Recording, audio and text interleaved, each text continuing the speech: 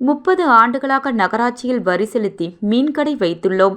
எங்களுக்கு ஒரு இடத்தை ஒதுக்கி கொடுத்து பின்பு அகற்றுங்கள். மீனவ பெண்கள் கோரிக்கை.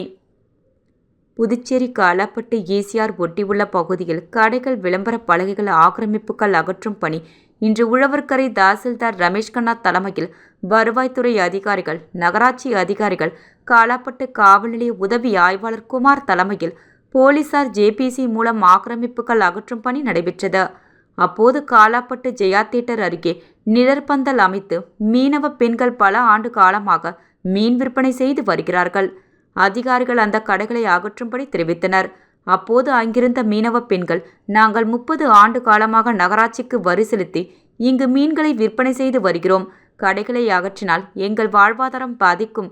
அதனால் தாங்கள் எங்களுக்கு மீன் விற்பனை செய்ய ஒரு இடம் தேர்வு செய்து கொடுத்துவிட்டு அதன் பின்பு தாங்கள் அகற்றுங்கள் என்று கோரிக்கை வைத்தனர். அதனை ஏற்று அதிகாரிகள் பரிசீலனை செய்வதாக கூறி சென்றுள்ளனர்.